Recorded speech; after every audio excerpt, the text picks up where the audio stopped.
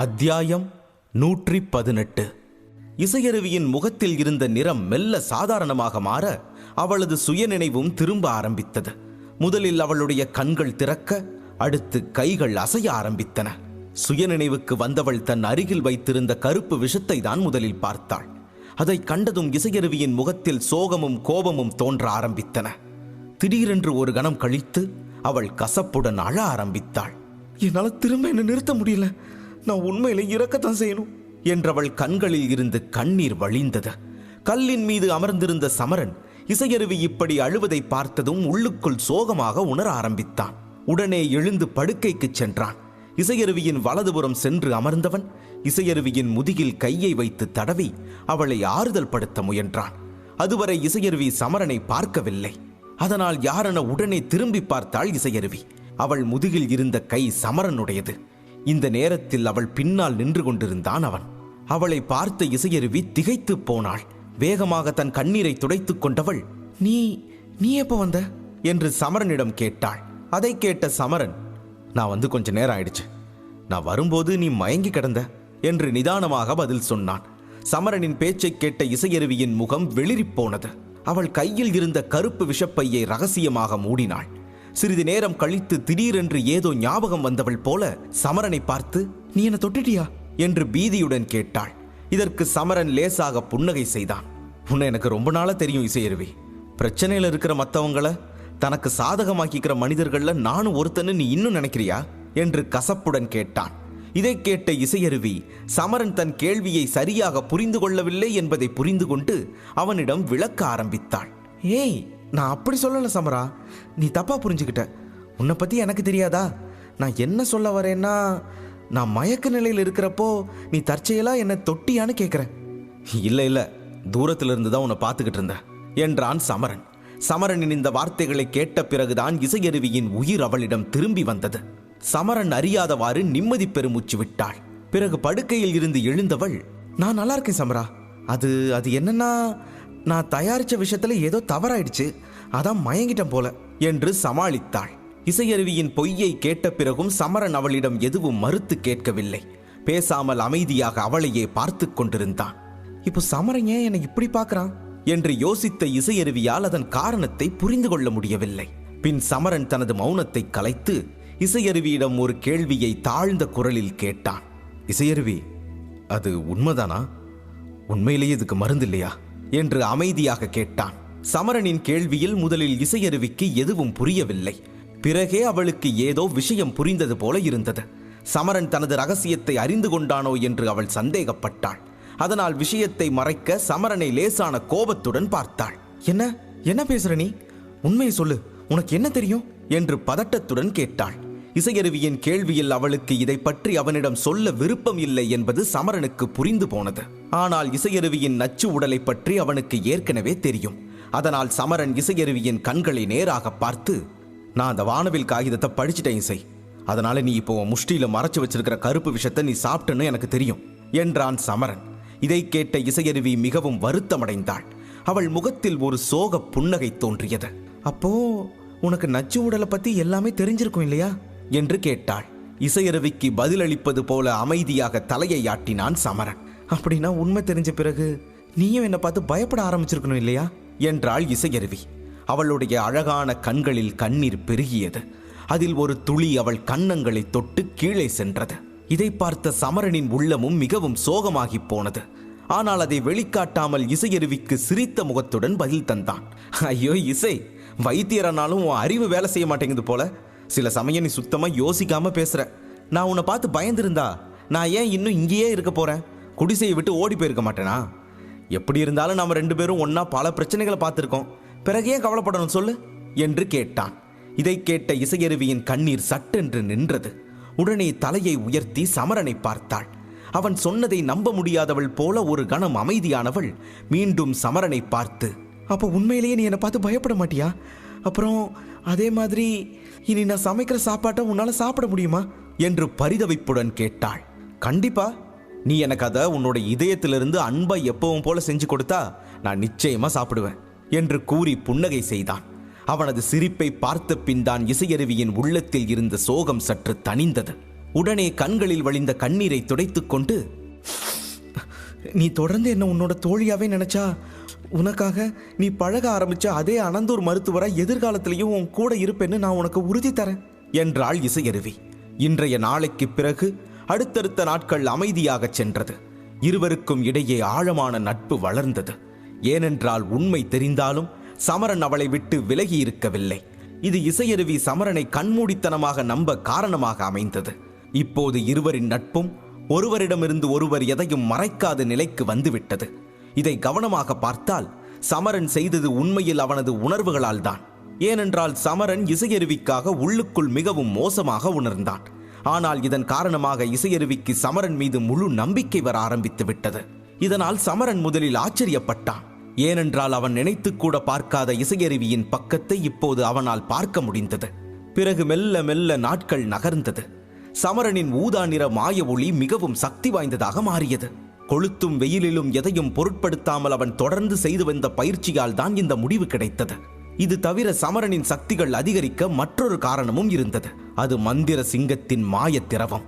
அது இல்லாமல் சமரன் தனது ஊதா மந்திர ஒளியை வலுப்படுத்த பல ஆண்டுகள் எடுத்திருக்கலாம்.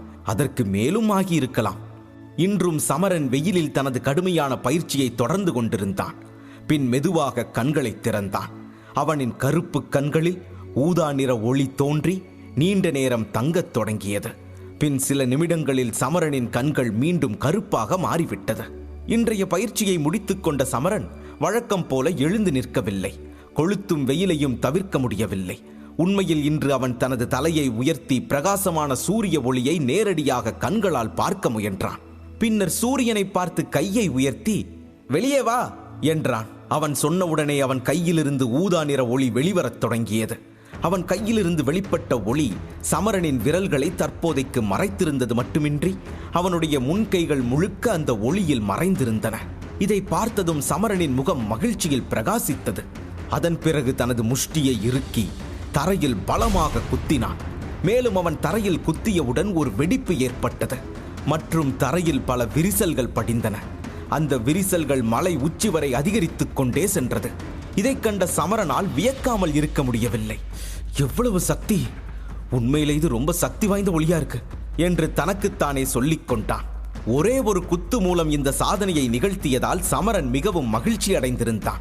அப்போது திடீரென வருணமித்திரர் அவனது மோதிரத்திலிருந்து பறந்து வெளியே வந்து ஊதா நிற ஒளியால் மறைந்திருந்த சமரனின் கையை பார்த்தார்.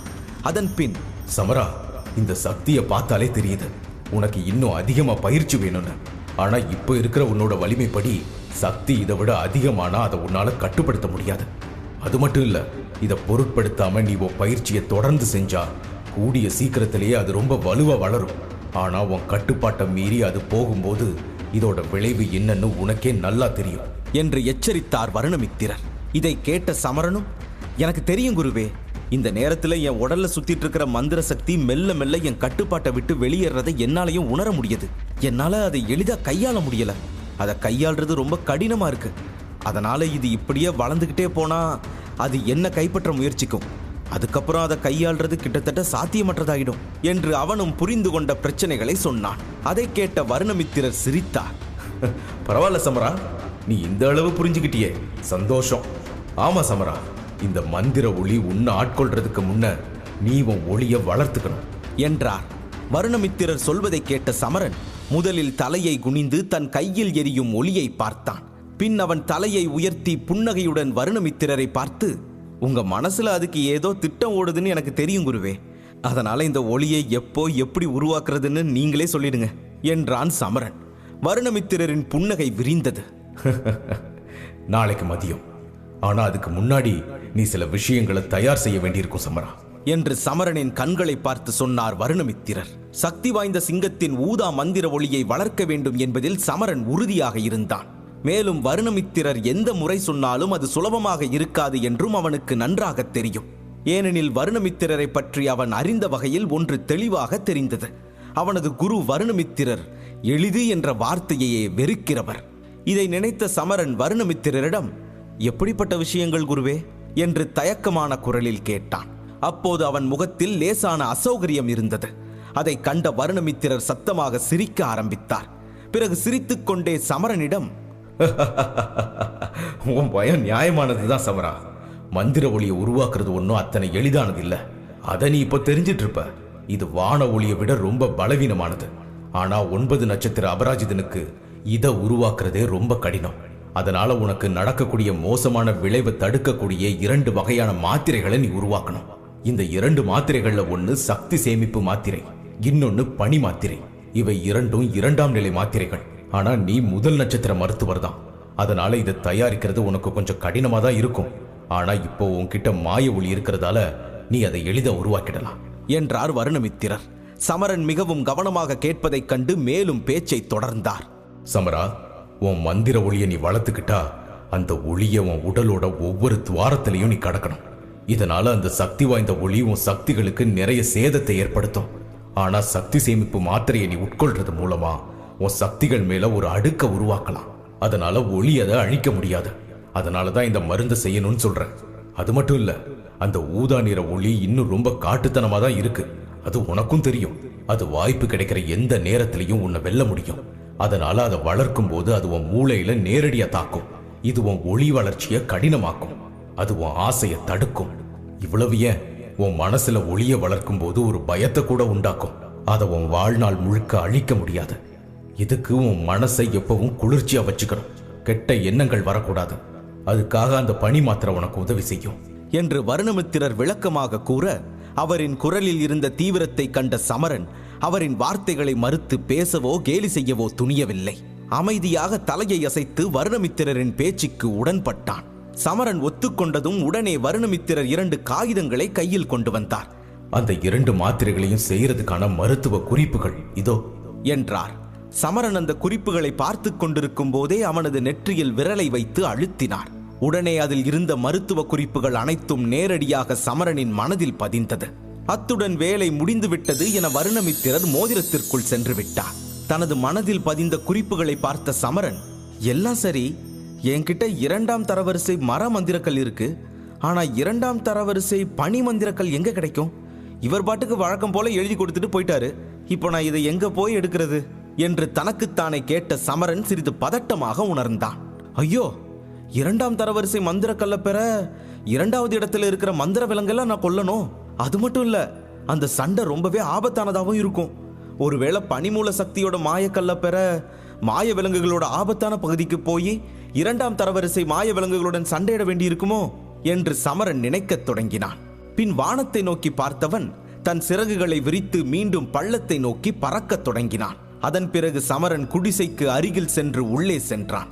இசையருவி இந்த நேரத்தில் அவள் வழக்கமாக புத்தகத்தில் வைத்திருக்கும் வானவில் காகிதத்தை படித்துக் கொண்டிருப்பதை கண்டான். சமரன் அவளது அருகில் செல்ல இசையருவி அவனை பார்த்து புன்னகைத்தாள். இசை, நான் கொஞ்ச காலம் மந்திர மிருகங்கள் இருக்கிற காட்டுப்பகுதிக்கு போகணும். அங்க 2வது தரவரிசையில் இருக்கிற மாயாஜால மிருகத்துக்கு எதிராக போராடணும் என்று கூறினான். இதை கேட்ட இசையருவி திடீரென்று பதட்டமடைந்தாள். என்ன சொல்ற சமரா? அது ரொம்ப ஆபத்து. தனியாவா போற? வேணாம், நானும் உன் கூட வர என்று தவிப்புடன் சொன்னாள். இல்ல இல்ல, அது ரொம்ப ஆபத்துன்னு உனக்கே தெரியும். நீ இங்கேயே இரு, நான் சீக்கிரம் வந்துடுறேன் என்று சமரன் அவளை மறுத்தான். ஏனெனில் அவனது தற்போதைய பலத்தை கருத்தில் கொண்டால் 2வது இடத்தில் இருக்கும் மந்திர மிருகத்திடம் இருந்து இசையருவியை காப்பாற்ற அவனால் உறுதியளிக்க முடியாது. அதனால் அவளின் பாதுகாப்பிற்காக அவளை அங்கேயே இருக்கச் சொன்னான் சமரன். உயிருக்கு அச்சுறுத்தல் இருந்த போதிலும் சமரனுடன் செல்லவே இசையருவி விரும்பினாள். ஆனால் தான் அவனுடன் வருவதை சமரன் விரும்பவில்லை என்று அவளுக்கு புரிந்தது. அதனால் அவனுடன் சென்று அவனை மேலும் சங்கடப்படுத்த அவள் விரும்பவில்லை. அதனால் அமைதியாக ஒத்துக்கொண்டாள். ஆனாலும் அவன் மீது அதிக அக்கறை கொண்ட இசையருவி உடனே அவளிடம் இருந்த ஒரு விஷ மாத்திரையை எடுத்து சமரனிடம் கொடுத்தாள். லிங்க் டிஸ்கிரிப்ஷனில் கொடுக்கப்பட்டுள்ளது.